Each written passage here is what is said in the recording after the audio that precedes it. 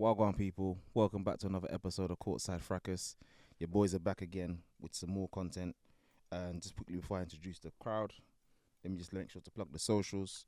Follow us at Courtside Fracas on Twitter, Instagram, and Courtside_Fracas, I believe, on TikTok. Because someone who I won't tell about their mother decided to steal our app on TikTok. Raggedy bitch. Raggedy hose. But we'll get back to that another day. But Courtside_Fracas, yeah. Follow that on the TikTok.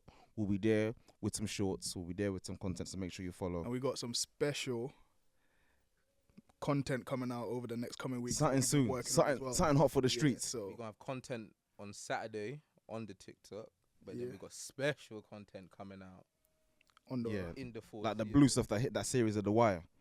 But let's get into it, though. I'm here with my boy Shaq. How you doing, bro? You know what? I'm good. I'm good. It was the birthday on Tuesday. So Okay. you know, Happy birthday. You know. happy Like, happy courtside birthday to Shaq. so yeah, we're a year older now. But it's good. Obviously, I watched Miami Heat actually win a game. We're not fans, so it don't matter, though. Oh, that's also true. But the game of basketball has been spicy. So as a fan, it's good. But you know what? I'll put this out here. I survived an entire pandemic. But you know what I can't survive? Hay fever. It's back. No, Yeah, no. I hear that, bro. And it's been hitting me. But other than that, I'm good. Hit and miss. Hit and miss. And here with my boy Reams. How you doing, man? You know, playoffs are approaching. Got my cognac. Listen, bro. Times are good. Times are good. Times are good, man. Every intro you kill me. I can't. Times are good. Well, we got a hot one this week. There's a few happenings that's been going on in the basketball world. But first, we'll begin with what we know. The playoff tournament. For a long time, the West was known as the Wild Wild West. Because, listen, we don't know what was going to go on. And to get ahead in the Wild West, you need that 50-pack, at least. But I'm seeing fourth seeds without even 50 wins now. Right now, the playing tournament's looking kind of crazy. Tell me how much wins the second seed has. The second seed in the West only has 50. Did he? They limped. And They they've limped. to that They 50. limped to that 50. So, 2 games left. They just made it. so the Wild Wild West is looking like the weak West. Boy. What's going on out there? Let's get into the playing tournament. What's that looking like right now? Well, the play-ins, we got what? We got Minnesota. Well, as it currently stands, Okay. you got Minnesota versus OKC. And then you got Lakers versus the Pelicans, I believe. So then if the winner of Lakers and Pelicans will go against Denver. No, we'll go against Memphis. So the winner of the Lakers versus the Pelicans will play Memphis. And the winner of OKC versus Minnesota will go play into another play-in tournament Against the loser of Lakers and Pelicans, yeah. And they will play Denver. Okay. So How are we feeling about that? Let's get into the first game. So OKC and who? well, OKC versus Minnesota. Who's got that? I'm saying Mini. Minnesota. Who's Mini? What are you saying? 4-pack. I- 4-0. I'll be real. I'm gonna say Mini as well. But listen, when you catch Shai Gilgeous-Alexander on a bad day, and he's racking up like 20 free throws, Giddy as well. and you know they go small. Jalen Williams. He's up to mischief. I think Giddy Lou will be a Dort. dark horse in that tournament though. When those guys start hitting 3-point shots, and Shea keeps going to the rim and he's hitting that step back mid range, you know, OKC can send you to Cancun on any given day. I don't know, man. So we'll see. We got You don't want to butt it. Lou Dort, the short, and Josh Giddey. I know he got it like that. And SGA. When he turn up in the big red boots, he's up to mischief. Don't forget about the second place in the Rookie of the Year right now as well, Jalen Williams. And it's so funny that Jalen Williams is second in the Rookie of the Year race because they had arguably one of the favourites for the Rookie of the Year race in Chet Holmgren, but he ain't touched the court this year. And he'll be back next year, so He will. So He will. we'll see what they're on. I'll next say year. this quickly about that matchup though. As much as you said, like when Shea starts driving to the rim and hitting them shots, but you've also got one of the best rim protectors in the game. He's getting them superstar calls So too. that's where the matchup is kind of okay for you. Shea be getting them superstar calls too. We saw Draymond and Looney complaining last night about how come Shea get them calls and Curry don't, and we're at home. yes. Shea is for sure got one of the best whistles I've ever seen. He's him, Austin Reeves, Norman Powell last night. Them man got a good whistle still. Powell, I don't know what Powell paid him. He gave him half that check. Yeah, he had a good whistle Game last check night. was good. Game check was good. Yeah. Okay. And now on the other side, I say we got who? Lakers Lakers, versus Pelicans. That's a hard fought 6. Not a hard fought 6. That's a one-off. Sorry, but if that was a series, that's a hard fought 6. No, It's hard fought 6. it's a sweep. For who? For who? The Lakers are sweeping them. If that was a 7-game series, the Lakers would sweep them. I'm saying a hard 4-6. Well, we know they're not gonna face themselves in a series. So in the one-off game, anything can happen in Anything the can one-off happen. game. Anything What can happen. what's the likelihood of the Pelicans beating the Lakers? Do you think? They have a 25% chance. Okay. Is Wait, Zion fit? is LeBron and AD playing? Yes. 25% chance. Is Zion fit? Zion's not fit. We got Bi on his own. They got Bi. CJ. They got. Are we forgetting about Trey Murphy, He had a good who has game. been lighting it up? He's been looking nice. What about 35 or 37? He dropped 31. I think Herb Jones had his career high 35. CJ gave I him don't a know 30. called Herb Jones. That sounds like a newspaper salesman. Obviously, that's a one-off, but Herb Jones. You could put Herb Jones will play some defense. He will. Okay. He will. Okay, might be the only one. Dyson Daniels could play some defense, but he's a black hole on the offensive end, so he's not going to Bi's see a lot gonna of the give you course. 27 probably. Bi's been. I think right now, the Pelicans, they should really be building their team around making Trey Murphy one of the Essential parts. essential offensive guys. Yeah. I think right now he might be a better offensive player than CJ McCollum. I'd say. I think CJ McCollum, okay, I think that's incorrect when you talk about what bag they can get into. But what CJ McCollum has become, so you see how like we spoke about Harden transforming more into a player for a team. Yeah. CJ McCollum became a very isocentric scorer. Like he just wants to shoot that free because he knows like on his day he's a bucket. But his days a long time ago, bro. Right now he's a youth minister. Yeah, At best. So I would say that he's better than CJ now. But Yeah, obviously Trey is 6'8", great shooter. He's efficient from everywhere on the court right now. yeah, Over the last 20 games since the Pelicans have been playing well, Trey's been close to about a 50, 40, 90 guy, 20 a game, spread the floor, shoot threes, And in the history of the NBA, who do super we rely on? athletic. Lengthy poles, wings. 100%. So they got two. They got a 6'8" Trey, a 6'9" Bi. Trey's a super athlete. So yeah. You know what I mean? So right now, I think going forward, they need to start getting Trey more touches because he's shown that he actually has the offensive skill set to be. But what does that look like for him when Zion? Let's say hypothetically next year Zion is back and fit. What does that look like for Trey in terms of his touches? Because again, we've got Zion's gonna get his, Bi's gonna get his. I know CJ's gonna take a bit of a step back, being that veteran leader, but he's gonna want to get his. I think the guy that is gonna suffer the most from Trey's leap will be CJ McCollum. yes. And maybe the Pelicans might have to consider going towards a more traditional point guard route and having the three main guys in Zion, Bi, and Trey. Because you don't really need more than three main scorers. I don't think you. Yeah, You just need a guy that could get them in, get them their spots. Yeah. and I think Trey makes a great third option. And I think he makes a greater third option than CJ because CJ needs a bit more ball usage than a Trey. So I actually agree with that. And then again, as an organization, having CJ as trade piece, as a trade bait, That's money on the ain't block. bad as well. Like Money on the block. People a lot don't to work realize with. that expensive He's trading on that trade contracts block. are currency out there. People are trying to get that off the block, especially when you're contending. But So what I will say for the West though, is we spoke about these teams where we said like Oklahoma or versus Minnesota and all these kind of things, but OKC might not make it. There's 2 games left and they're tied up with Dallas. So me personally, as a Minnesota fan, if you ask me who I'd want to see in a 9-10 matchup, I'd rather see Dallas. that's free smoke. Oh, Because That's free smoke. we've shown that like You can defend. we can defend at a high level, and we really only score against teams in the half court that are pathetic defensively, and we know Dallas can't. Dallas can. Dallas couldn't. If we was on the perimeter against Dallas, they couldn't stay in front of either 3 of us. So Bro, that's what it is. So right now, if we say hypothetically Dallas, all right, cool. Kyrie went off and scored 31 of his 42 in the last quarter last night. normal. Okay, fuck, whatever. Yeah, that's actually a whatever. And then Luka just does Luka things. But the rest of that team is abysmal. There's little pieces here and there that have their use. In isolation, Reggie Bullock is a useful defender, but in isolation, that's not enough. Jaden Hart, Terrible. Christian Wood is not a defender. He doesn't get rebounds again. Dwight Powell's one of the worst whistles because that's a walking foul. Yeah. Can't rebound. Yeah. So, and then Jaden Hardy is a useful option, but again, Young. this is probably 2-3 years early in what he probably could do for the team. So right now, the only reliable things that they've got are Luka and Kyrie, and it just depends how on they are. And now Minnesota everyone knows that those are the only 2 options. You can focus on that, and defensively, they can't get to the rim anyway, and they can't really shoot anyway. So for me, if I'm a Mini fan, that's cash money, bro. That's actually we Let me we ask you take this that to the question. bank. Let me ask you this question in comparison to that right now, and I'll ask it to you then. Who are the reliable scorers on Minnesota? okay. Okay. So go on. we got Carl Anthony Towns, Anthony Edwards.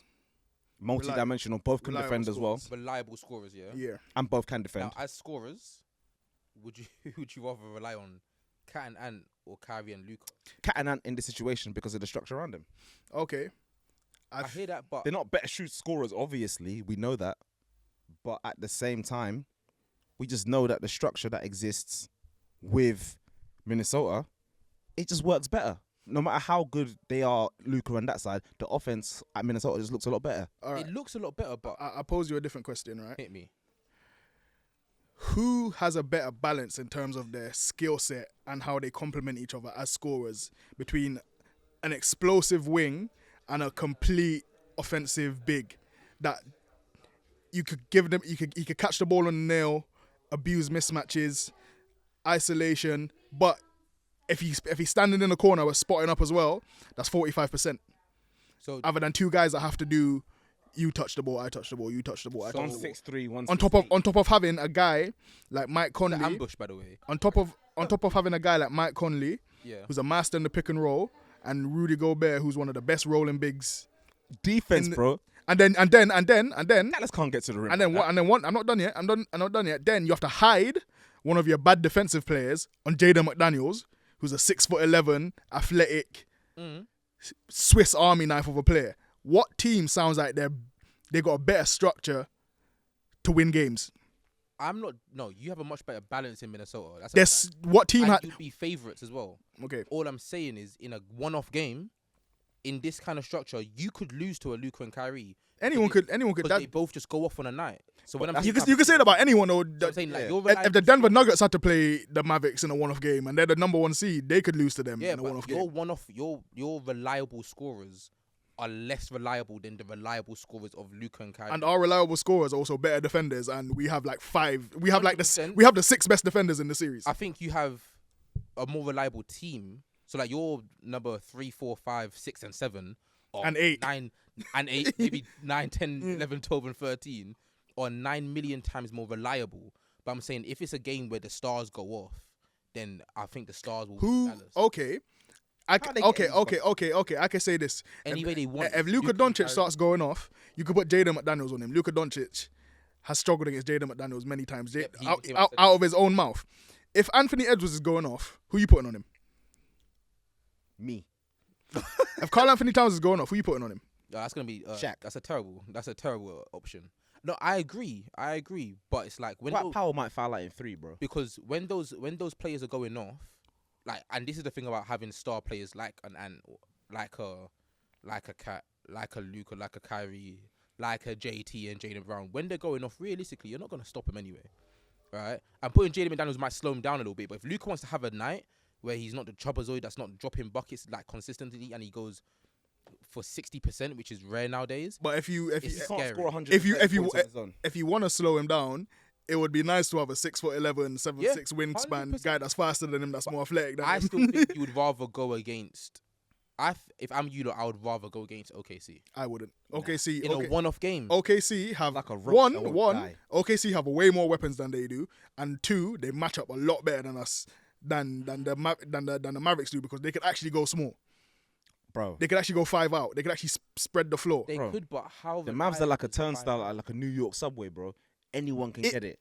If Shaq's logic was correct, then the Mavericks would have won a lot more games than they've won. They have so many holes in their team. That's It changed why. between season. That's why. No, I'm talking about with Luka and Kyrie. They have 2 of the. yeah. Your point is they essentially have 2 of the 3 best scorers on the court at all times. But if that was really enough for them to win games, then they'd be winning games. Yeah, okay. They have so many holes in this team. It's a bad team. They've got too much bozo in that team. Flat out Would they have 2 of the best 3 against. against you? They would have 2 of the best 3. Yeah, of course. Yeah, of course. Yeah, no, they would. Yeah, I had to think about it. Kyrie, Luka, and Cat. Is Cat a better scorer than that? Yeah. Oh, Do you know what? Here's Another days, but that's another I think- day. Yeah. That's another day. I think What about the Lakers though? I think let's get onto the Lakers. 'cause I think right now we're outside, you know. I think right now I'd be pretty alarmed if the Lakers doesn't make it through as like the 7 seed. I'll be surprised if they don't win against. But I feel like I feel confident against the Lakers in a one-off game though. I feel confident against any This of is these the teams. issue. In a one-off game, Yeah. I don't Pelicans, trust us. Huh? If you're the Pelicans, I wouldn't. No, I'm talking about Minnesota. Yeah. I feel any of these teams in the play-in, I feel like we could beat any of them. I think. I feel like we could beat any of the teams in the playoffs. I was about to say, Period. any team in West on a one-off game, everyone should be happy. Yeah. From, I'd say 1 to 8. Yeah. 10, bro. 1 to 10. Yeah. Who's It's a mess down there, I think of the 1 to 10, Pelicans would probably be the worst team. bro. 1 to 10, bro. The 9th team. Okay, Minnesota. Sorry to draw you lot out. You lot are 500, bro. With 2 games left, like what's going on? What's going on in the West? Like it's changed. It's not what it was. Yeah.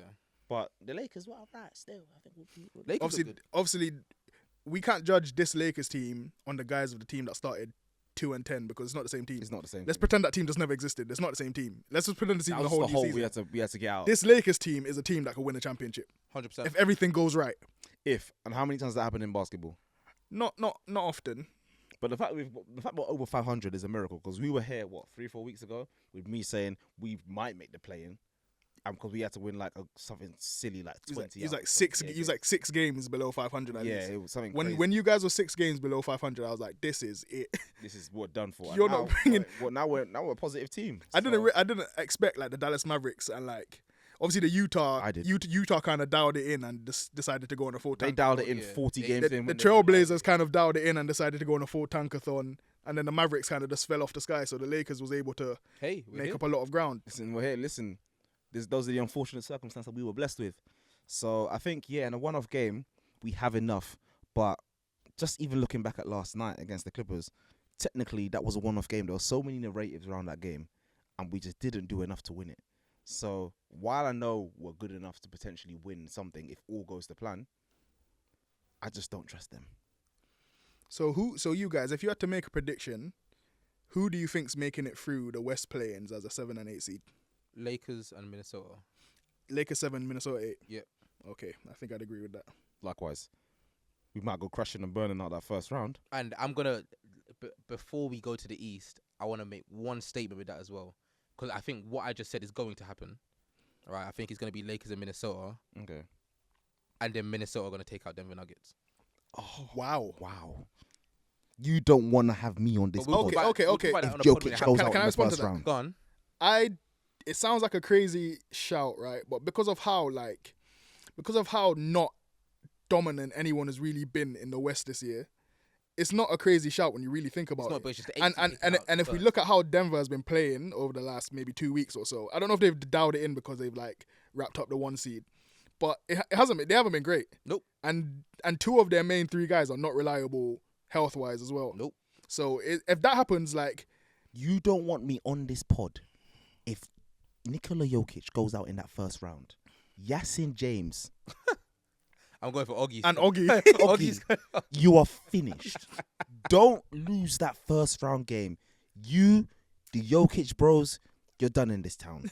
So, yeah. Just make sure you don't lose that first round. Yeah? I think the biggest upset will be, and I'm going to say when, Minnesota take Denver to 6 games and win. wow, not even in 7. Nah, 6 games. I'm coming to this pod topless. Because you know what it is? It's Don't worry. And he's got a dog in him. The And he likes to play against them stars, man. The only reason I'll say that Denver will probably triumph is because they have more playoff experience as a group, Don't and their best player is like maybe the smartest basketball player in the world, whereas our 2 best players are dumb as hell. So that's gonna work against us, and we know it. We've seen it. Yeah.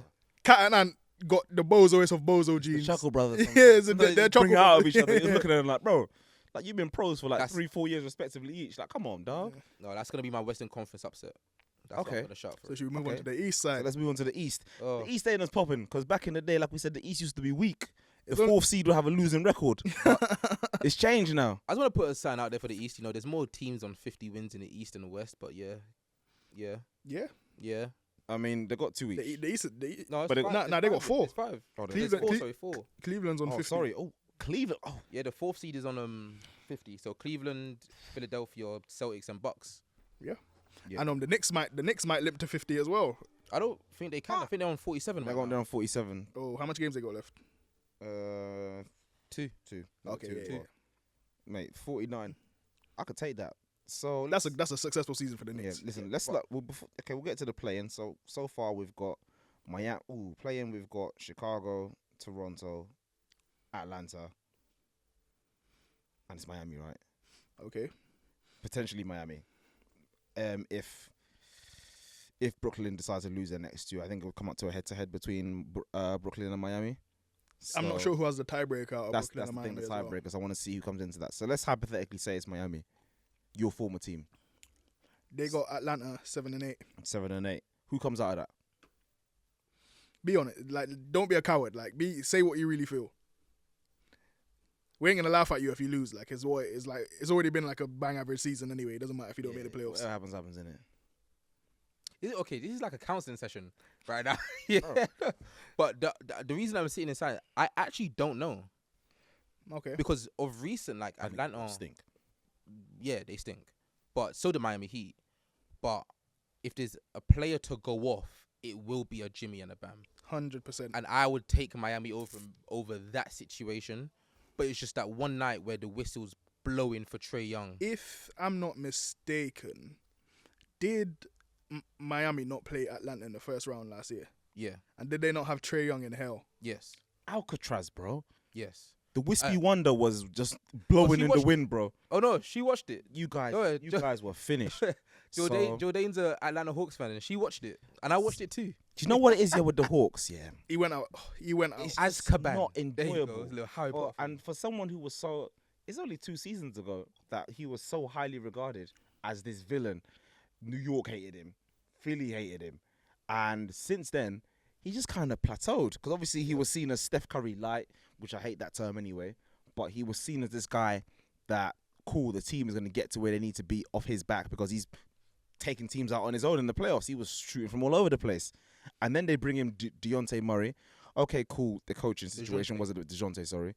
They bring him DeJounte. So everyone's thinking, oh, crap, we've got ourselves a 6'5" combo guard who played the defense for him while he can go off. So they could almost hide him, similar to a Clay and Steph, but obviously not the same level of shooter. But that 1-2 punch, 1-6'5", 6'6", 1-6'2", 6'3", 6'2", 6'1" out push, if that. So we're now thinking, okay, we got the 1-2 punch.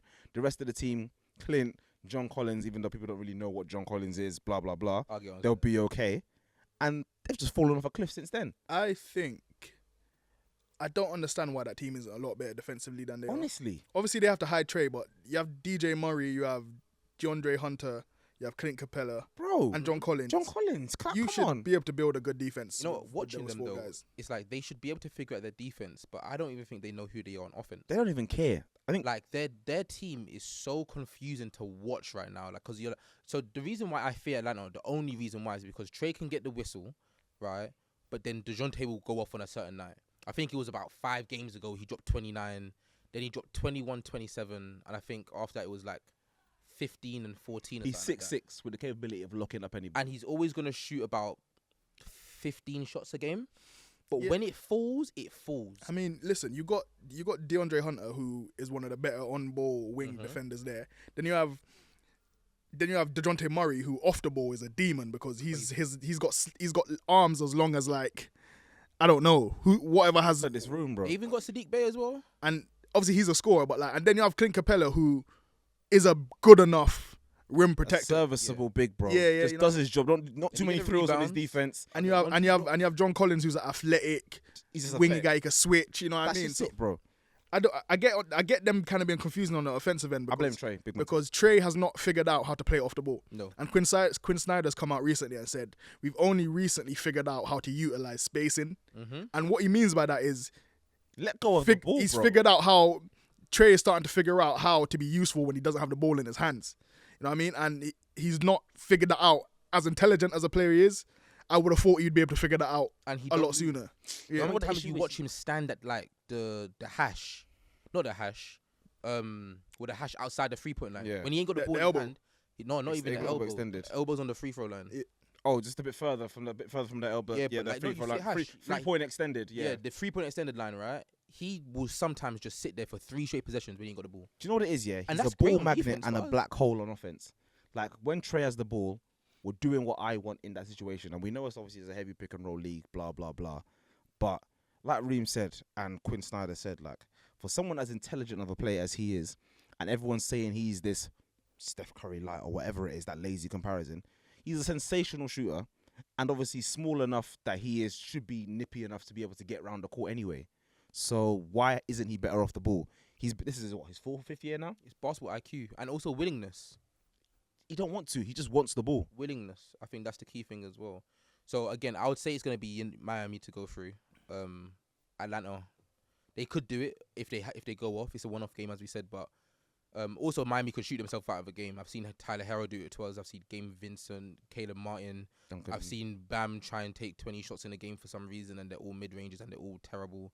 But then some days they drop as post hooks, which he should be doing. Bam will kill them in that game, and I think Jimmy can as well. How tall is Bam? 6'9". So he's not under size 5 anyway. He's 6'10" with shoes. I think he's registered as. I seen him next to Jason Tatum for the USA. They look like the same height. Yeah, so that's Was he wearing Air Forces or not? That. I can't It depends what Jordans he was wearing. That's an undersized center at that. So I digress. It is what it is with him. But that's fine. That's kind of what makes him such a good defender, though, because like he really could he's versatile. defend on the perimeter as well. And he's strong, so he's just that Nigerian power, you know. And then we've now got the game, which I'm actually quite disappointed about, that they're both so far down in the rankings. I think Chicago. I think Chicago's gonna smoke them. I really think so too. UCLA. I think they're gonna absolutely pack them. You know what it is. They got UCLA. You know what it is. UCLA boys be in the house. Yeah, Toronto don't have UCLA. We saw what UCLA done against Memphis the other day. Listen, the most handsome man in the league. Who? UCLA, bro. UCLA, bro. Who you think that is, bro? Siakam's taking it. Light Flight. Siakam's taking it over who? Listen, you don't know about Light Flight. 2-time dunk champion. 3-point extraordinaire. Taking it. One of them dunk champions weren't valid. That's an asterisk on it. He cheated. Listen, bro. Cheated. Anyway, UCLA, Light Flight, Zach LaVine, bro. Like he's just got it. I think Chicago's gonna absolutely smoke them. I think Caruso's gonna have Fred VanVleet in hell. I think Scotty Barnes is gonna go like 4 for 12. DeMar DeRozan. DeMar DeRozan's gonna be getting his game off in the mid range. In the mid range, bro. He might drop a shimmy. Vooch is gonna be spacing the floor. I think Vooch is gonna go for like 4 or 5 threes. Vooch is a very good point. I'll give you Vooch. Bro, they're gonna smoke. I think Chicago has one of the most talented teams in the East. It just hasn't worked out. I think it's a travesty that they've been as bad as they have this season. What you said about Billy Donovan being one of the worst coaches in the NBA, you might have been spot on. Bro, I've said this for time. I've said this for time. They can't give a man like that much talent. I can't lie. How much talent he's wasted before? Hey, listen, what he did at the college level for Florida, then back-to-back years when he had Al Horford and them was special. And he almost took OKC to the promised land. But the thing about the old days. I think Billy Donovan is one of the worst coaches in the NBA at understanding how to utilize spacing. Brother, I don't think he believes in spacing. Do you remember Ross McCormack back in the day used to crack it off in the championship? Yeah. Got to the big leagues and he was nobody. This is exactly what Billy Donovan is. Man's had talent at OKC. Obviously, KD left. Wow. He's now gone to, was it Washington next after that? Yeah, I think it was at Washington, yeah. Even had Russ for a bit, even. Oh, was he at Washington? Where was he at? Who, Billy Donovan? Yeah. He was at Washington for a bit. It was OKC, then Washington. Yeah, he was at Washington. Again, underutilized what they had there. No real spacing. And now, unfortunate that obviously Lonzo's unfit, but they've got to deal with that card because he's probably not coming back for another year and a half. Was he at Washington? Yeah, I think he was, bro. He was Russ's coach again. I feel like the coach that Rush had at Washington was like, it was his old coach. It was the coach that he had at OKC before Billy Donovan. I forgot bro's name. His name's gone out of my mind. I know exactly what you're talking about, but yeah, it was him. Yeah. But no, he was at he was at OKC. No, he's gone straight to the Bulls. It wasn't. It was his first coach. Sorry. At OKC, yeah. OKC that he had back again. But no. So now he's here. It's unfortunate with the situation with his guards, but like we said, they should be a lot better than what they are. 100%. I think they're a really talented team. They should be smoking the Raptors. Say I disagree with both of you, by the way.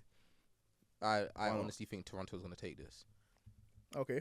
So for me, it's the pieces you have and what you can Scott Brooks. Sorry. That's it. Yeah.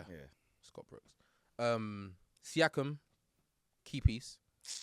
And I think he can turn... This season he's shown I can turn up and win games sometimes. Does you do spin moves the other way? Yeah. The same way. 100%.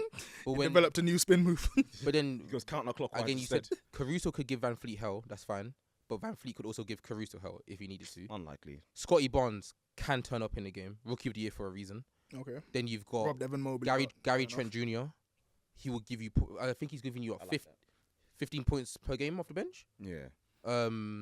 If that. Who's my son again? Is it Jakob Poeltl? Pirtle's, Yeah. I think they got Pirtle and like Boucher or something. Yeah, like that. Pirtle will do a good job. I think. Serviceable. I think the one thing when you watch the Raptors this season is that they know their role, and they play their system, They're not good, bro. and that's what it's gonna be. Whereas you've got Chicago, who sometimes they look like they're UCLA, bro. freestyling. They look like they're freestyling sometimes. Fair enough. I mean, if OG has a good defensive game on DeMar, Yeah. because they'll put OG on DeMar, I think Yeah. then maybe. Then And you've also got DeMar who can't space the floor because I don't really care about You the don't three-point need to shooting. space the floor, bro. Don't worry about that. Don't worry about DeMar. He's cool out in the East, bro. Don't Is he worry though? about- Don't worry about DeMar in the mid-range. Is he though? Listen, they were telling us that was a bad shot. What's the best he's done in the East? Conference Don't worry about finals. that. It's cute. Conference finals. It's It's more cute. than enough, bro. It's He's cute. been there before. It's adorable. He knows what the league is about, bro. Don't worry about Adorable. DeMar when it matters the most. It's adorable. Don't worry about that, Conference finals isn't a good season now. All of a sudden, bro. I said- Crazy talk. then for Conference you- finals is a crazy season. So then for you guys, who you picking to come out of the East in your 7 and 8? I got Miami and Chicago. Yeah, Miami, Chicago. You- I think Miami, Atlanta are too rubbish. cool. I've gone Miami and Raptors. So then that would mean that we would get Raptors versus Milwaukee, Sweep. and then you got Boston versus Miami. Sweep. Now, as a NBA neutral, gentleman sweep on both of them. Sweet. I don't know. This is Raptors what- will get swept. This is why I like having Shaq on this podcast, right? Because someone has to be the contrarian. Honestly, perfect. See, we sound regular, Yeah. and we just need Shaq just saying I something. think crazy Miami will get sometimes. one game Against who? One game against the Celtics. Okay, that's that. I think Jimmy Butler could get you one game. Yeah. Okay, nah, fair. Do you know that's not horrible. That's And do you know what the thing is? When you get that one game, just know that following result is gonna be an outstanding 54-point blowout. You're gonna get out. when they get that game to make it 3-1. That game 5 is gonna be a smoking. Mazzulla's gonna have them running laps, bro. For me, as long as it's good basketball, because I'm just a basketball neutral, I'll enjoy watching that game. Has Jimmy Butler ever been swept? No. I don't think he has. No. We got swept by the Bucks after we took him out the. Remember we. Oh yeah, but Jimmy Butler basically wasn't playing. But he got outscored by flipping Bryn Forbes in that series. Yeah, No. we hit the Bucks out of the bubble. And Yeah. next season they came back and swept. Yeah, Jimmy Butler was horrific in that series. I don't know what was going on with him. Happens. It happens. Happens. Everyone's been swept, right? Yeah, you don't get. Russ has swept, never bro. been swept, but fair enough. Fair. Hey, listen. Jordan has shit. So goats have been swept, man. Like, Yeah, listen, what can I Russ do? ain't been swept, so that's what matters, isn't it? It's calm. But let's move on to the next topic. Before we move on to the next topic, we are going to pause for a little break here. So enjoy this ad from one of our sponsors. Thank you. Alright, so thank you for that. The next bit we're gonna get into sound a bit different for the pod, but we gotta recognize all basketball because it's the same sport. The NCAA Women's Championship, better than the men's, and a superb game between two blue chip talents in Angel Reese and the chosen one, C-squared, Caitlin Clark. So I'm gonna defer this one to my guy Reams. I watched the game, but I'm gonna leave it to the expert for this one for a bit. Okay, so do you know what? Yeah, obviously coming into this game, Caitlin Clark was getting all the hype and the plaudits because she's had maybe like the best, Most points in total in the tournament. yeah, the best tournament ever on an individual level, and she brought a team that was not very well favored to the championship game. They beat South Carolina in the Final Four in a crushing upset, and they was up against an LSU team that really was a strong team and like Best defense in the, Yeah, the league, kind of. and had another one of the top studs of women's college basketball. Funny enough, in wasn't a Angel stud originally, was she not? Did she not transfer? This is her. Yeah. She wanted to redshirt for, then she transferred over to LSU, so Yeah. she's there now. And transfer. yeah, double machine. Yeah, so yeah, Angel Reese, most outstanding player of the tournament. Of course, Caitlin Clark gave a great account of herself in that game. You know, she had a 40-point triple-double against South Carolina. And then in the game, she came away with 38 and 2. So, you know, she did well. But I think watching the game, we just seen that Iowa was kind of outmatched. In the second half, they Easily outmatched. in the first half, obviously Jasmine Carson, sniper Oh. gang, Went crazy. Sniper- 21 points in the first Oh. sniper gang. You know what it is? You see when you watch performances like that, Yeah. you're just happy to see it happening. Mm. Like, They you got saw the Danny team- Greened. the first two times they were like, okay, let's just keep seeing if it. Okay, third one. Okay, I got a fourth for you. She couldn't miss. She went it was 7-7 in the first half. And then in Three. the second half, though, I want to talk about two women that made me smile from my heart in Alexis Morris Ooh, and LaDeja Williams. Just what they was doing in the mid-range. which one was William? Ooh. Alexis Morris was the guard. Yeah, which one? LaDeja Williams was the bigger forward. What? But she Coming was- off the screen with the. Yeah, she's coming off the screen, Yes. catching the ball at the elbow, And the catching it pull-up, at the net. what? Hey, listen, hitting that mid-range. She hit a couple of fadeaways. I said, ooh wee. That's good stuff. Alexis- Second half, I faded out. Alexis Morris was getting to a spot, hitting that mid-range whenever she wanted. And at the start of the second half, when Iowa started to hit some threes, when Clark was hitting some threes, flipping, what was Yeah, they were down almost 20 at some point and got it down to, I believe, 7 or Yeah, so? they got down to single-digit game, and then Alexis Morris just took the game away from them. And Angel Reese on the offensive glass. Yeah, Boy, they can't rebound. When for what the big's name for Iowa was, I unfortunately. think it's like Cigar or something like that. Sagana, yeah, Yeah. I think what was that? When she was off the court, they couldn't rebound for anything. So- And on the offensive glass, useless. It didn't really matter. But Yeah, they could have defensive boxed out glass, Angel I think Reese that's at what all. kind of lost them the game. Just the length that LSU had anyway.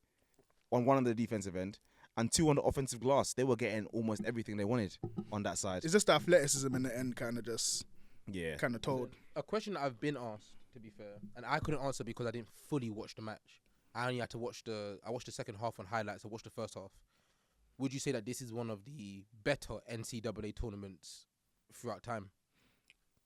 Yes, in terms of the quality of the game, Yes. that first half is one of the best halves of basketball.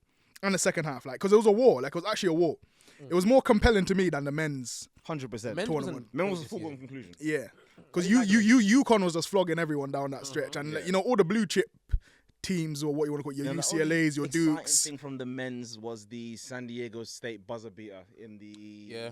Final Four. Yeah, Yeah. And other than that, I think this game was Yeah, that game was very much. a UConn had everyone in a headlock in that tournament. I think a stat that I saw for this NCAA women's one was it had like 9.9 million views, which is the same as the NBA Finals of 2021. Really, Yeah, or maybe last year. I think the viewership for the final game, the championship game, they said it raised 103% more than it was last year. Crazy. That shows that you kind of have to give that credit to Caitlin Clark 100%. because what she's been doing in the tournament has Been absolutely captivated people.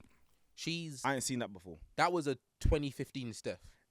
2016, 16. Maybe unanimous. 50. 15 is when he he was better in 2016. was better, but people were like, "What is this? I need to tune in and see it." I feel like when Steph really went to the moon was 2016. But people were tuning in. when they that's when he was blowing up on Vine and when they was breaking them all them. They went 20 games unbeaten at the start of the season. Yeah, the pre-games and all that. Yeah, kind of that's when stuff. that's when Steph Mania went to the moon, I reckon. Even though they didn't win at the end, like Caitlin Clark, but like she was doing Steph-like things with that basketball, bro. It was superb. She could shoot the ball from Right. anywhere. I remember they conceded a point. It was just a layup, but you know the crowd was hyping. Yeah. Yeah, so you like, yeah. So Caitlin took the ball, and then she went behind the back, step back 3. Oh, I'm still here. Do you know what makes Caitlin so good as well? Yeah, in these games, she is amazing at hitting momentum threes. Yeah, Amazing. Like when the team's going on, or raise 100%. either for my team or it's to kill yours. But that is what kills you as well. Like you're thinking, all right, we're up by 7, momentum. We're up by 9. Oh snap, we're up by 2 now because she just hit 2 threes for no reason. And you know what's amazing about this Angel Reese, Caitlin Clark thing? We get to see it again next year. Yep. Amazing because They they ain't come- going. They yeah. don't go to the league. They do 4 years, then go to the league. Well, we get So to we're see it gonna again see next it year. again next year. What is you guys' stance on the stuff that we kind of saw after the game in terms of trash? I think I got With to me, take it first. With me, I believe in trash talk as much as anyone. Yep. Like, I think trash. Facts. I will never ever disparage trash talk ever. I think It's what makes the game beautiful. when I seen the kind of full thing of what Angel did, I was like, okay, maybe she did a bit too much. But at the end of the day, Hold that. it's You still got to win. the winners celebrate, bro. Winners celebrate. Winners celebrate. Losers commiserate. But yeah, Go on. our listeners probably saw me on the Twitter. I probably should have tagged my tweets like in the old Yasin James days, but I didn't. I was just going ham, just saying, if she's a classless sportswoman, then what is Caitlin? Because she was doing the same thing, maybe not following, but then while I might think that Angel Reese probably might be a bit of bad vibes, all trash talkers are. No Yes. matter who they are. Trash talking inherently is bad vibes. It's bad vibes. And the reason she followed her is because she wasn't looking at her.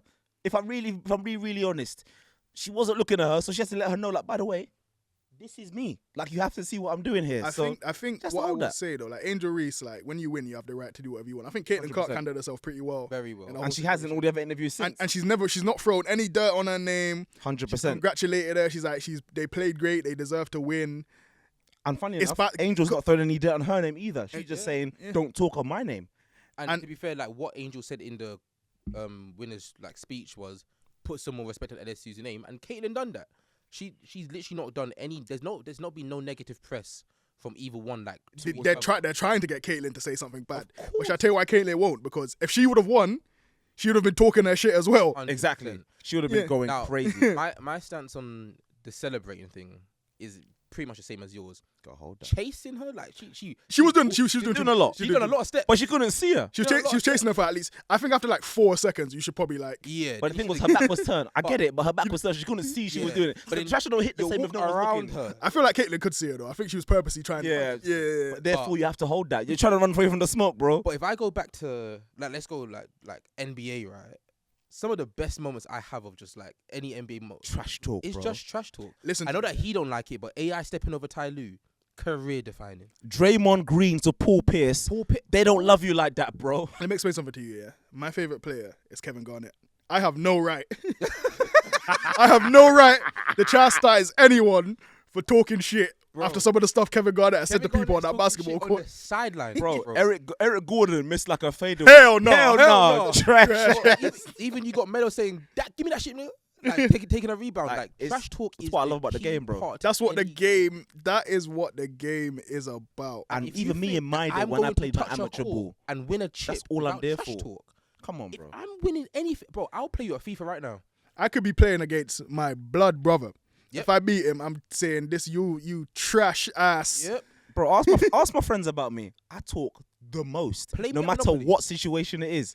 You gotta hold that. You don't want to see me when I'm playing Uno and I'm making man pick up 6, 7 Pokemon cards. When I'm making man pick up Digimon cards. I'm talking my shit. Bro, blackjack, Connect 4, you name it. We Rock, should paper, scissors. we should never ever make trash talk come out of competitive sport. Both men And and that women. does not make anyone classless celebrating 100%. being a winner. As long as you don't Winners cross celebrate. barriers, talk personal, Yeah. things like that, that's fine. No. I'm talking about personal, like your mum or something like that. You know. Like, I'm talking like, health situations. Of course, okay. Of Yeah. course, then, of Like, course. then, There's you know, there's you cross the definitely a barrier. line because at the end of the day, it's just a game. Like, you know what I Yeah. mean? Of course. But trash talk makes everything perfect, Mhm. right? That's what makes sports sport. The best player is trash talk. Relax, 100%. And Steph will trash talk. you in get his to own trash way. talk because you get to talk your shit. You trained hard for 4 or 5 If you years. don't want me to talk, win, you better win. win. Yeah. And my last point on this before we move on, I would say Caitlin Clark has for certain been one of the most entertaining players I've watched 100%. doing a March Madness. Yep. And I think if the WNBA managed to fumble having a talent like Caitlin Clark and Angel Reese In the and league, Elia Boston, all of those Yep. coming into their league, if they managed to fumble that, then I don't know if the WNBA. they fumbled before. With Sabrina Ionescu there at the moment anyway. Yeah. And then you got Kelsey Plum. You've got, I don't know if Brittany's coming back, but you've Shout got out Sabrina. stars The there. shoes look great, by the way. The shoes are great. Yeah, but listen, unisex shoe that one there. But yeah, the league is in a good position if they utilize these stars better. And again, being given the platform to be able to utilize. But they didn't them. give Sue that's a Bird the deeper platform. that's a deeper conversation. There's to a be lot had. of WNBA players that fell through the cracks. Like I would say, like Sue Bird was one of the people that made me want to watch WNBA Exactly. quite a bit, right? But thankfully, we have social media now, which obviously elevates the platform of things a lot more. yeah, And But- so hopefully the league takes notice and obviously puts them in a better position to succeed, of course. we'll push it on. We'll push it on. We're here. But yeah, I think two games we really wanted to get into were Lakers Clippers. Lakers Clippers and Philly Sixers because Should we those start with the Philly game because it was first? Well, Philly we'll versus start- Celtics. yeah. Yeah. And then we need to talk on that Philly foul. I have From I the only wanna MVP. say- I only want to say one thing to this, right? Okay. Like, one little, because I'm not even trying to be controversial, but like Doc Rivers came out and said he's the MVP, he scored half our points. That's just propaganda. Like 54 points was great. All that. Giannis done it in January, bro. propaganda, Like bro. it's been done. It's propaganda, Like, it's bro. not the first time we've seen it. It was a great Propaganda. game though, and Embiid is crazy. And Celtics, there is a lot of questions because I kind of made the statement last week of like, they're gonna win it, and I still think they could, but right now it's not looking good, bruv. So What do yeah, you think, Reems? I think if the Celtics are not gonna win it, I don't think this game is like is the reason that's gonna sway me in any other direction. We have to be real. They was missing Jaylen Brown. Mm-hmm. I'm pretty sure they was missing Rob Williams as well. Yeah. So in that game, So Embiid was running some rockets as well. Embiid's primary defenders in that game was Grant Williams and Luke Cornett. I mean, dear. come on, that's gotta be You've got food. to score 54 there. That's almost like a born passage. Like Al Horford has historically done really good on him. But I don't know if Al Horford has what it takes. Al Horford is also And like- 67 years And old. Al Horford right now is really their free safety on defense anyway. Like he's a guy that's like on the help side, protecting the rim, off the ball. He does the role. That's a 67-year-old Dominican with no knees, bro. He's not trying Bro, to... I saw them bring Blake Griffin off the bench to throw him at Embiid. Yeah. Come on. Yeah. Mazzulla and the boys got to fix up. But again, like you said, they were missing pieces. But do you agree with Doc Rivers that was furtherment to Joel Embiid's MVP campaign? No. Why not? I don't see why not. Not furtherment where it's locked in. Like to the extent that Doc was saying where it's a lock now, no one else can win it. I feel like if you think Joel Embiid was your MVP, this game will just further cement that point. Maybe if he was on the fence, this is a game that could sway you in that direction, because 52 points on, and if you look at some of the shots he was making, like mid-range, off the dribble, hand in his face, tough shots. And he was really abusing those mismatches. And he was like, in the fourth quarter, they was triple teaming him. He hit PJ Tucker for about 3 corner threes. Like PJ Tucker made 3 corner threes in that fourth quarter that kind of took the game. And there was triple teaming Joel Embiid. And we know historically, you throw a double at Joel Embiid, he's turning that ball over. Coming back. To Yeah. But my thing is, so like the game against Jokic is a bigger impact to his MVP reign than this. I think all of them are. Every big performance you have just further cements an MVP season. And I think for me, that's where I say my MVP at the moment is Giannis. Okay. I ain't mad at that. Then I say it's a tie between Jokic and Embiid. I feel like This game didn't sway me like, oh. And shall I tell you why you say that? Because you thought Giannis was the MVP before this game. So I don't think anything that's going to happen over the next 3 games are going to change your mind, because you have a season of evidence that's informed that opinion. But the reason why it was last time we spoke MVP when it was me and you, I gave it to Jokic. Mm-hmm. I think, but I swayed. Jokic has kind of tanked his case over these last few weeks. Last few games he's tanked it. Also, like they looked like that's because he's prepping for that first round exit, dog. Listen, can I offer a theory on this? Yeah, I feel like Jokic has gotten so tired of the whole MVP thing, and obviously with the JJ Redick and Kendrick Perkins, it became a racial thing. I think he got so tired of the whole talk. He's just like, whatever happens, happen. He's just like, I don't even care about winning anymore. I've already won 2. I just want to win in the postseason now. So maybe if I just start playing crap for the rest of the season, they'll leave me alone. You know what's so funny? I wouldn't put it past them to just mail it in for the rest of the year and just be like, I don't care about these individual accolades. I've got them now. I'm trying to win, because you man keep saying I don't win. So but if he does win though, don't lose that first round, because I'll be right here front and center. I can't lie. I think it's gonna be Embiid this year, and I don't think it's like, you know how people saying it's like a here nigga damn type of MVP. I don't think it's. I feel like. I don't think it's. I think if he wins the MVP, he's a very like valid like worthy winner of the MVP. It does feel like a bit like, fuck, that's fine. Here it is. It does feel a bit like, but fine. You asked for it. I dislike the Sixers as much as the next guy, but I think what he's done this season has been spectacular. And his team have won at a very good rate. Finally, because last year he was doing good things, but his team was kind of me. I think this will be a very good year to look at everyone that voted and their votes and see how the voting is going to go. Because there's usually 1 or 2 people, and more time the narrative wins. Yeah, there's actually no narrative. Random bums. I think Charles Villanueva. I think over the last couple of years, analytics has informed a lot of the voters' decisions, but I think this year it won't. Yeah. About time, bro. Just watch the game. Stats are killing the game. They're useful, but let's just use our eyes as well. So I think that's probably enough on Embiid, because again, that game didn't have too much on it. Could talk some Lakers Clippers. I didn't mind that one. Shaq because said there's absolutely no way any team with Kawhi Leonard is making it to the NBA Finals. I didn't say that. I know, I'm done shit. I didn't say that. I didn't mind. He said that. Just cool. I said they look good. My boy Russ came back, and Bones Highland said, "Listen, bro, we're riding with you. Whatever you need, we're gonna put it on the over the last 10 games or so." Because let's least we forget, Bones Highland was getting DMPs in Denver. He's really come into his own over the last 10 games or stuff like that, and I think we can attribute some of that to Russ. Of Because, course, like, bro. Put a hand bro, over the young boy. He's a leader of men. a young kid like them, like Bones Highland, having a vet like Russ, A leader of men. a vet like you don't agree with the fact that having a vet. Why do you always go to me with the negative for Russ? I'm agreeing because You were calling for Bones Highland to play. the two things I said about Russ being on that team were he's gonna be great for the other players like Bunkade, Kawhi, and PG. He's gonna be great for those role players when he's on the court. He'll dish out and find them their spots and find them their plays. And two, he will play good as long as PG and Kawhi aren't on the court at the same time. Okay. PG didn't play yesterday. No, he Russ just looked played, good. He shot what, 50%? Yeah, something like that. Him and Kawhi as a duo is calm. I don't think he's a good third piece in a big three on the court. That's fine. Like, and that's what I'm saying. Like, yo, bro, Do you know what I like He about got this? it back in blood on Do you know what I like about this Clippers team? Because about 3/4 of the way through the third quarter, Bones Highland and Norm Powell had it going. Yep. And Ty Lue let them keep it going for the He's rest very of the much game. a And that's what you he's call a coaching. laissez-faire and kind of offense. Russ was on the coach, bench cheering everyone on. That's what you call coaching right there. And the Clippers have so many. I think the Clippers could go like in the league, bro. the Clippers could go like 10 deep. I Really don't, and truly. in the playoffs, you're going to go 8.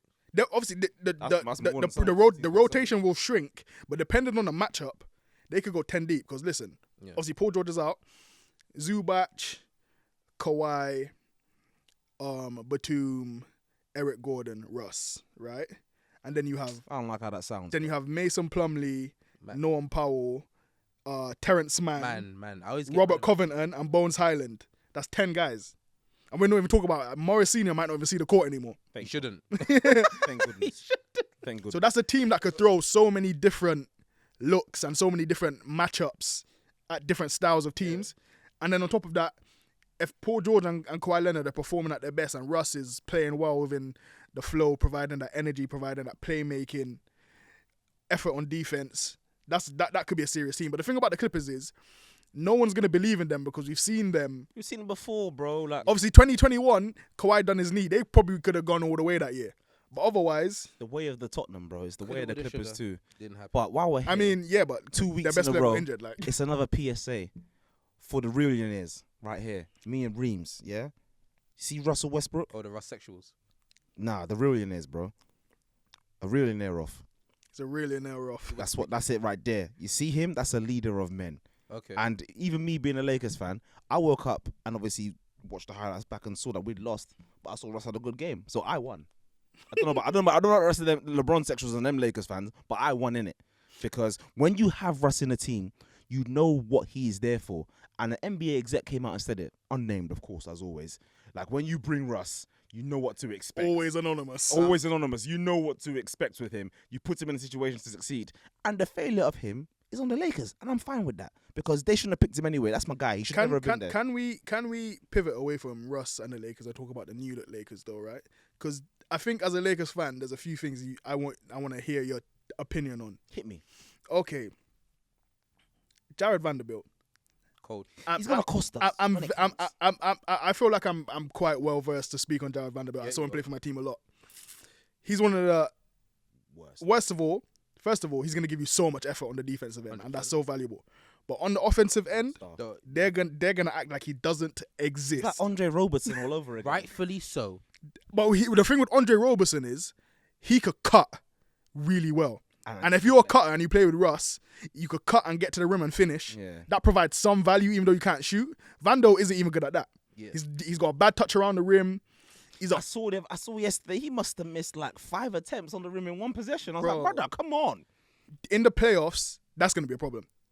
How do you think the Lakers are going to address that? You think they're going to go to Rui? You think they're going to go to Wendy Rui and has to go Gabriel? I think they're going to go to Rui. I think they're going to sacrifice that little bit Of I say a little defense. bit of defense because they It's a lot of bit. it's a lot of bit of defense, but I think the team defense as a whole can probably hold it together. If you have AD on your It's that team, anchor there, yeah. you have a like top 15 defense at minimum anyway. This is it. So I think early in the playoffs, Vando will see the court, similar to how we saw when we did win the chip. JaVale and Dwight were seeing the court a lot for that defense. Then as it got later and later into the playoffs, their minutes started to decline a lot more. And I think if we do get there, very unlikely, his minutes will decline. Or say the first series is going to 5, 6, 7, whatever it might be, you'll see his minutes decline as it goes on. Because ultimately, on offense, he's just useless. And the second one, D'Angelo Russell. Get him Yesterday gone, was bro. a bit bad from him. Just He shot himself. get him at- Did you watch the Timberwolves game? Yeah. Did you see what Mike Conley was doing to him before Dennis Schroeder came into the game? Mike Conley was getting his game off. I think Matt Conley post dreads. I think D'Lo is gonna be less of an issue though, because you have Schroeder, you have Austin Reeves, you have Troy Yeah, Brown Jr. but I just don't like. You have enough at I the guard said from spot. I said from the jump when he came back, I don't want it. But do you think the reason I bring up D'Lo is he's a free agent in the summer, and Lakers traded for him. So what do you think they do with him? How much money did we get if we let him go? I think D'Lo's on a max contract, but Yeah. he's not a super max. He's on like a Max, I think he's on 35. yeah, he's on like 31, 32. I think this year is 35. You know. He's on 35 this year. I think Jesus it's- Christ. He's on 35. I mean, And obviously the Timberwolves are never gonna pay him that, so they decided to get some value. Yeah, back. we should not pay him that either, bro. Like, it makes me feel like I should have read my book more or like taken some HGH because D'Lo's getting paid 35 in David Stern's NBA.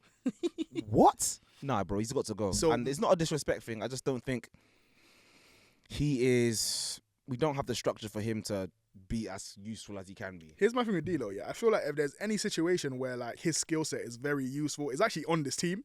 I think he fits 31. 31. Yeah, I think he fits quite well into this team. But in the playoffs, a guy like listen, on the defensive end, now that the Timberwolves have Mike Conley, let me explain the kind of value that Mike Conley provides. First of all, effort, right? In terms of defending pick and rolls, D'Lo's one of the worst I've ever seen in terms of defending pick and rolls. But on top of that, Mike Conley is, and this is an underrated thing on the defensive end, I believe. He's a good chaser.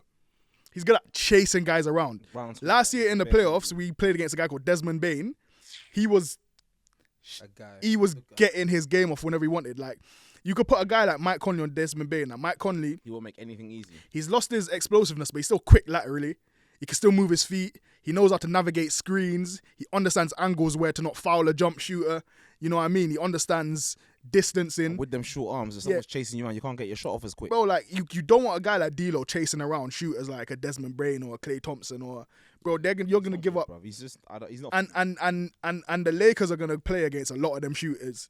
So a guy like Dennis Schroeder, even if he might not be as efficient on the offensive end, his effort on the defensive end is gonna create that chaos that He's you also need. got that bozo in him though. Almost. Who, D'Lo? Yeah, both of them. Yeah, both of them do. Yeah. Both of them. Schroeder's bozo gene is special. I'm not sure what it is, but he has his use, of course, as well. That's normal, Dennis, though. That is normal. Then I think we're gonna. I think in the playoffs for the Lakers, we're gonna see a lot of Austin Reeves, Yep. Troy Brown Jr., LeBron James, Rui Hashimura, AD. I think that would probably be your closing I lineup. see that a lot. It's a good closing lineup to have. I agree. I agree. It's a closing lineup that teams can fear. Just bring me back Caldwell Pope, bro. Oh, Lord. We didn't pay him. Losing KCP and Caruso was like devastating. Asinine. Bro. And I Asinine like at Kuzma best. looks nice as well, but I guess it was harder for him to be useful in that team because Yeah. a guy like Kuzma probably needs a bigger role to be. To be able to get his shot But off, like and if you're giving him 3 KCP shots a game, then he's not got enough time to make I them. think in this or to lineup be he useful. would have use. KCP and Caldwell Pope were giving guys hell at the point of attack. Yeah. At the point of attack, and then you want to try to get into the paint, and you have to run into AD and like Dwight Howard and like And JaVale. it wasn't nice. That Lakers defense was very, very naughty. But this is where they are now, so deal with it. But we traded good. them, and we But shouldn't have done that. What That we're was gonna very do, naughty. What we're gonna do now is go into one more break before we answer your listener questions. We will be right back. Okay, so we're gonna go through some listeners' questions. I think the first one is from your boy Miles Morris, My guy. or Miles_Morris, and he goes, "What pieces should the Brooklyn Nets look to trade for to add to this Mikal Bridges, Cam Johnson, and Claxton trio? Well, core." I think right now the Nets have one of the most interesting teams in terms of composition. I think they have a team where like they could put out 5 guys that could really like space the floor and go 5 out, but they're all big. They're all big because like even Spencer Dinwiddie as a guard, I think he's like a 6'6" guard. Yeah, he's quite. Then you have Mikal that's like 6'7". You have Cam Johnson that's like 6'8". Yeah. You have Dorian Finney-Smith that's like 6'9". Then you could have Royce O'Neal, who again is like another 6'6" guy. So they have an interesting team to build around. I think what will maybe propel them forward is a superstar point guard. Someone like Damian Lillard. If you put Damian Lillard on this team, That's not happening. I know it's probably not happening, They but chased all the stars out of New York. if you could somehow get Damian Lillard onto this team, I think this team could make some noise. Yeah. I don't see it just because of the fact that I've obviously seen the last 3 stars that have been in the net, been at the Nets. That's not a good. New York's popping, But that's not a good landing place anymore because of how they've treated the stars there in the past and how the team is run. So it'll be quite difficult to get someone around them. But like Reem said, like Lillard makes sense, but it's not possible. I'm not sure. In the KD trade, did they get some first round picks back? They surely did, right? I think they got a second round. They got 2 second rounders in the first. And for Kyrie, what did they get back? I think it was just straight swap of players. They didn't get no first I rounders. don't think they got no picks. Because I was thinking maybe the way for them to get a superstar is to draft one organically. Because I don't know if they're going to be able to really trade for one. But yeah, so I'd say someone like Damian Lillard would be like the kind of player they should be looking for to like complete this team. That's a family guy. And He ain't trying to be in New York. Yeah. If I was them, I'd get shooting around. So like I would do something like trade Mikal Bridges for Duncan Robinson, and This guy's the worst. No matter what situation, rain, sleet, snow, or shine, bro. Do you want to come to Miami? According to Shaquille, Mikal Bridges will look good in Miami. Bro, he's like a Jehovah's Witness. Have you heard about Jesus Christ? He's turning up at your front door. Have you heard about Miami? I'll stand corrected. They got so Brooklyn got a 2027 second round pick, a 2029 first round pick, and a 2029 second round pick. The first round pick is unprotected as well. So In 2029, no, 2029. crying out loud. yeah, but hey, Dallas might be in that month. Yeah. So yeah, we'll go on to a second question from Ids. He said, "What the hell has happened and is happening to Ben Simmons? Is the guy going out real sad?" The answer is yes. Well, who's he play for now? Nets. Shandong Sharks. Bro, I don't know how. I hope He's gonna be Dwight Howard soon. Ben Simmons Yes, I hope he puts it back together. likes Hong Kong. Bro, he's on a Supermax, is he not? He is. And the issue, I don't know, what's so crazy about the situation is, remember he was drafted at a similar time to one Markel Fultz Mm-hmm. He was drafted year before. the year before Marcus. So Markel Fultz has managed to almost flunk out the league, not of his own fault, of course, through injury and unfortunate circumstance. Come back, get injured again for a significant amount of time, and now come back and be a useful NBA player. I would go a step further and say he's a very good. Very good. I mean, he could be an all-star. Yeah. Oh, He could be an all-star. At the rate he's going, He was supposed to be anyway. he was supposed to be Yeah, I don't anyway. think he can- So he's trending back to where he should be anyway, with him and Paolo, and still yet Ben Simmons hasn't figured it out. Markel, after starting at the bottom, has worked his way back to a very The good, middle. a very good NBA player. And Ben Simmons, after starting Rookie of the Year, has worked his way down to pretty much going to be out of the league after his contract's up, if he doesn't turn it around. yes. Where But will he turn that it around? contract is good enough for you to live off. So Of course. I hope he enjoys it. Of course, and he got endorsements and whatnot. He's still Ben The Simmons. endorsements are drying up. Trust me, they're gone soon. Has he played for Australia yet? Yeah, trying to play for I them. don't think he's ever been interested in playing for Australia. Or the USA, so he ain't playing for them either at this rate. So I don't know what's going on with Ben Simmons, but he's going to end up in China. It's going to be him and Liz Cambage in the mountain somewhere out of sight where no one's ever going to see them again. Just light skinning it off, bro. I got a question from Tamia J. Tommy Ajayi. If the Cavs are in the West, where would they finish, and what chance do they have of winning the West? My answer for this: if they were in the West this year, I think they would have gone second seed. I think they would have done a little bit better than Memphis. Yeah, I mean, record-wise, they got 50 wins, so that would be Yeah, good. that's That's third. pretty fitting. That would have put them top 3 seeds anyway. But yeah, Yeah. they probably would have won a few more games. And it's light out west for Donovan. He's been there before, bro. He knows what to expect. Donovan Mitchell was reeling off 50-win seasons in the West anyway. This is light. So I think the chance that they had was about 60%. They could have come out of the West. They could have They could have easily. come Why out of the not? West. So Evan Mobley is what they look like on that defensive listen, end. Evan Mobley is. I like Evan Mobley still. Hey, people. I saw some analysts trying to go off on Evan Mobley, but then one came back and was like, "Hold on, are you seeing where this is trending?" Yep. Man has put up the fairly identical numbers in his first 2 years, but he looks even better this year in a better team with better players around him, and his role has slightly reduced. But they're still talking crazy on him. Evan Mobley won the Defensive Player of the Year, would anyone be like, this is a travesty? Yes, because No. Jaren Jackson Jr. is better than him. Flirting versus harassment.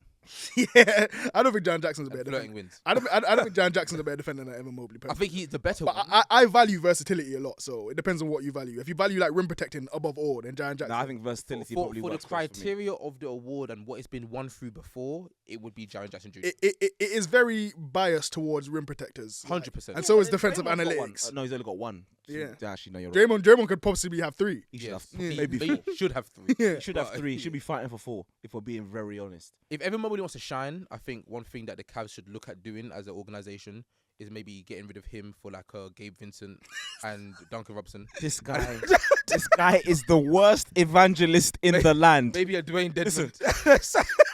Have you heard about Miami, good sir? This guy is the worst street pastor in the land. Get him out of my face. Nah. Get this guy out of We my need Do you it. like Kodak Black? Do you like sun? I'm sorry. I'm sorry. Do you like Gold's Gym? What do you think of Cubans? Do you like Haitians? Do you believe in Jesus Christ? So Come to Miami. Here's a good one. Right.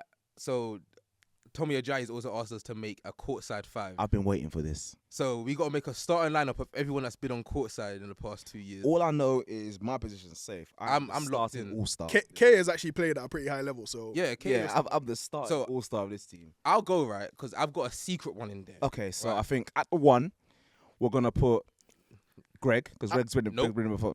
Actually, no, wait. No, not Greg. Who's been before? I must say, for my secondary school team, I was special on the Yeah, defensive you could end. be the 6th man, maybe. Let me see. could be I'm a trying to think. I think at the 1, who we going to put there? I know who I'm putting there. Who you put in there? All right, that's my secret sniper. Okay. Because I know I've seen the rest of the guys and stuff. No. Mina. Oh, yeah, Mina can hoop. I don't know, but I bet she can hoop better than these lot. Okay. So you've never even seen her hoop. Nope. But I trust Okay. her more than Jeff.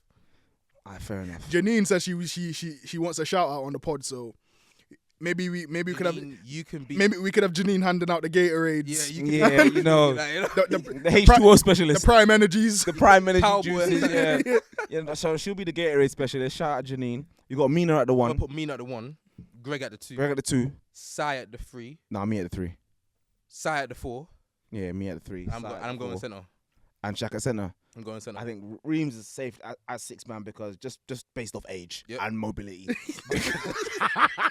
Some of these men are old. But some of them are, yeah. Mariah's coach, Mariah was going to be a great announcer. Great coach. That's the announcer. my coach might be Jeff. No, you're right. Jeff might be coach. Because Jeff will harass you. No. He You don't care if he plays for the team or not. seen Jeff on defense one time. Jeff He's a might be coach. Tasmanian devil. oh my days. Jeff is the ultimate fouler as well. No. So fine, we got Mina at the 1. Yep. And we've got Greg at the 2. Yep. Greg ain't been on the pod in a while. And that's Swish NBA, whatever he's called, or Greg SFG. And then we've got myself at the 3, because I could still hoop, if it weren't for the ACL. But I'm a Bucks finalist, been there before, done that. Sai at the 4, because Sai is obscenely tall and deceptively tall. Obscenely? Deceptively tall, sorry. Kind of sure. Deceptively tall. Got Shaq. And then we got Taller Shaq than at the me? 5. Huh? Yeah. He's taller than me. Yeah. Yeah, Sai's Maybe good. Sai's taller than you. So yeah, he's deceptively tall. So we got Sai with his old man game at the 4. And then we've got Shaq at the 5. So I'm gonna be giving us them Rasheed Wallace buckets. 100%. 100%.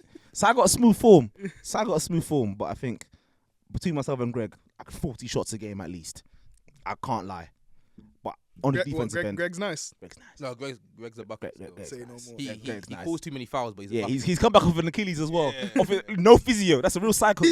No physio. He was his own physio. 3 times a day. He was his own physio. He came back quicker than somebody who had surgery and tore at the same time. This guy is a mentalist. Greg played more minutes than Ben Simmons. Yeah, bro. So if Greg put out tape right now, the Nets will consider it. And we got one more question to go.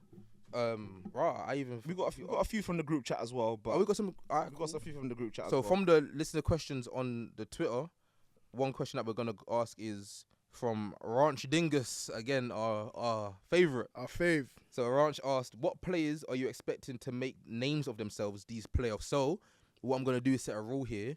We can all say 3 each, but we can't say the same people. Cool. Go ahead. I'll let you go off first, Reams.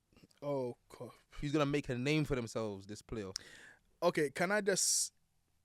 When you say make a name for themselves, do you mean like players that like no one would have ever heard of, or players that people would ever heard of but just didn't realize how good they were? You could be a player that's so like Donovan Mitchell don't get his flowers, but this playoffs he could be named he's him. Okay. So make a name for yourself bigger than what you got already. Okay, that's a good question. Hit me with one person that goes to man. Can I start off with a bias one? Go on. okay, Jaden McDaniels. Okay. Yeah. Go on, Kay. Austin Reeves. Austin Reeves. Also, we're gonna go one each. Yeah. Give me some Makes it time a to bit think. easier. Yeah. See, Austin Reeves. Jalen Brunson. Cool. My next one is gonna be Keegan Murray. Nice. Okay. My next one from the same team, funnily enough, and probably has got a name for himself already. The way he's getting some tape out there, interviews with Taylor Rooks, Tyrese Halliburton. He's not going to the playoffs. Is he not? He plays for Indiana Pacers. Oh no! Oh no! He's not going. Oh, hold on a second. I want to break it down. Hold on. I got this. So my next one, sorry.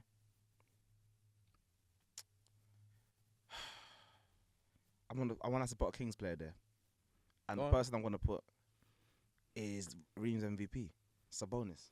The Mantis. Okay. I think I'm gonna be cheap here. I say cheapy. I meant cheeky. I'm gonna say Evan Mobley. Like that one. I think that stock is gonna rise this year. So yeah, go on, Reams. Who's your last one? My last one, Malcolm Brogdon. That's the worst one so far. I hear it. My last one. No, Halliburton was the worst one so far. Yeah, that was. It's not even good. You don't even play for the Kings anymore. I don't know how do you know what's mad? I've done that every week. Every week I'll be like Halliburton on the Kings, you know. My last one. Damn. I don't want to be cheap. I want to. Ooh wee.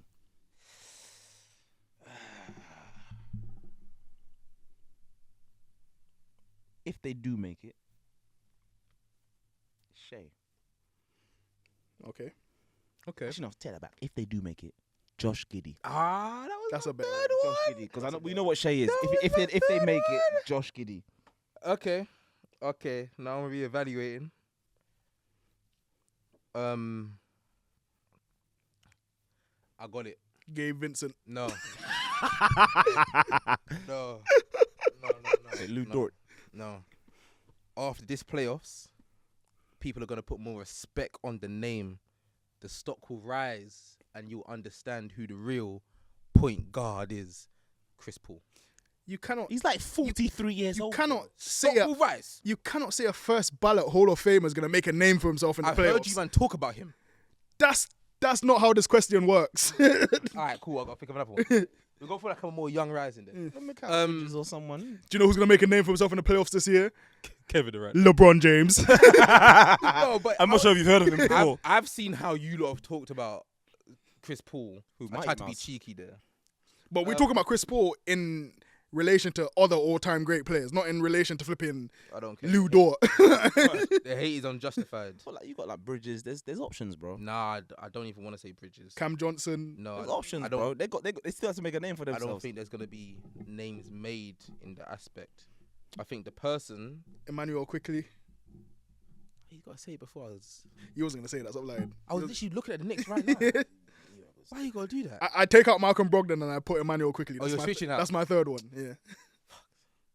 Cool. My last one. Oh damn, this is harder than I thought now. You know what? If he balls out against the Heat and then they make a playoff run, I'll go with DeJounte Murray. Okay. He's never really been to the playoffs before as well. No. So this is. But he's yeah, actually a this is certified hooper. I'm not gonna lie to you. So, Yeah. And he's got that dog Yeah. in him. because you know who I wanted to say, but he's not going to the playoffs. Corey Casper, man. Corey Kispert. Yeah, Casper. Yeah, he's been stroking that Bro, thing. What? Oh, whoa. He's been stroking that thing these past few weeks. Oh, but he's been balling out. How about that? He's been playing good basketball. Playing good How about that? basketball. How about that? He's been playing some good basketball. But yeah, so who was your three? My three is Jaden McDaniels of the Minnesota Timberwolves, Keegan Murray of the Sacramento Kings, and Emmanuel Quickly of the New York Knicks. Okay, you got. I've totally forgotten. I've got Josh Giddey. Gosh darn it. Who did I say again? You went Josh Giddey, then you took Austin Reeves, Austin Reeves and someone from the Kings, Sabonis. That's the one. And then I took Jalen Brunson Yep. of the New York Knicks, Evan Mobley. Mobley of the Cleveland Cavaliers, and then I finished it off with DeJounte Murray. DeJounte Murray of Atlanta Hawks. So we've got 2 questions to go, and they've come from the group chat of the pod. And the first one is from Anayo, which I think is a good question as well. And he said, which team standing going into the playoffs is the biggest false image? And that can be positive or negative. The biggest false image. That is a really good question. Wow. This is a tough question because I don't think there's any team that's like overwhelmingly favorite right now. In the West, anyway. So maybe Denver Nuggets because they're one seed that people think could get beat by the 8 seed this year. Yeah, so just based on that, maybe that's a them. false image. There you And go. funnily enough, I also think that Memphis are a bit of a false image as well. Okay. Because again, they're just not valid, bro. Do you know how long they had to wait this season to beat the Warriors? And they were fighting for that Christmas game to get it back for obviously losing in the playoffs. That was embarrassing. And then they lost to me, Shaq, Jordan, and a couple other people.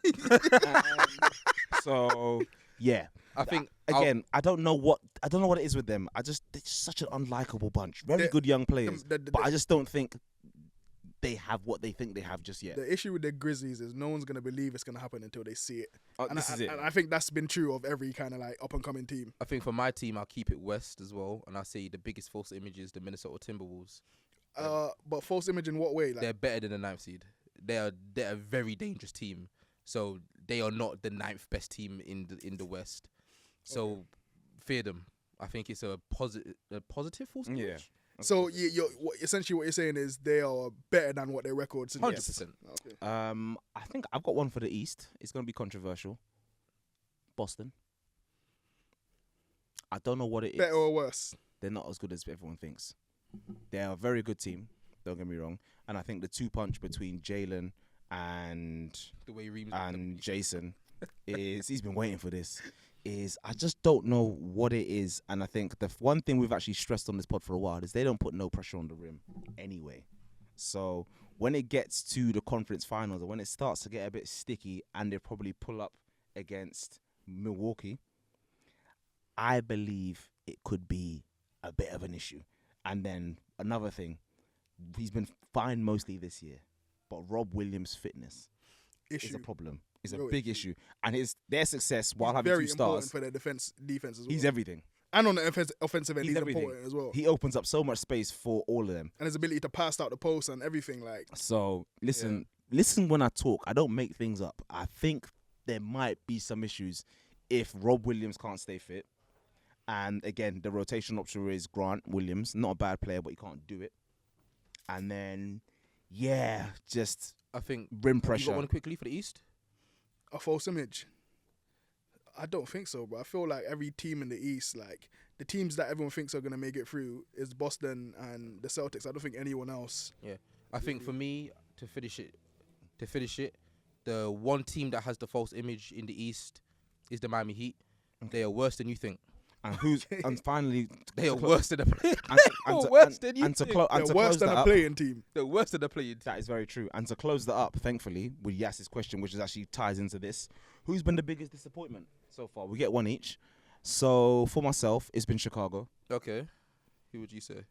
I don't want to say that, I agree with him, but I don't want to say the same thing that he said. I think the biggest disappointment has been the New Orleans Pelicans Ooh, okay. Injury, Zion. because of it. Because like we thought this was the year they really was going to be able to put everything together, and they haven't been able to keep Too much gumbo. They haven't been able to keep their star guys on the court. But if Zion was healthy, they could have been a real contending team. So the way their season has kind of played out has been disappointing. I think my team will be the Mavericks. Perfect. That was the best one. Be Perfect. the Mavericks. That was the best Perfect. I'll say my kind of Luka haterade for next week. Luka not making it to the playoffs is insane. Crazy. Don't put me on this pod next week if they don't make it. Just saying. But with that, we'll bid you adieu. And obviously, before we make our way, I'll make sure to plug the socials once again. At Courtside Fracas on the Twitter. At Courtside Fracas on Instagram. And for that bozo, let me tell you something about your mum. The one who stole our at on TikTok, yeah?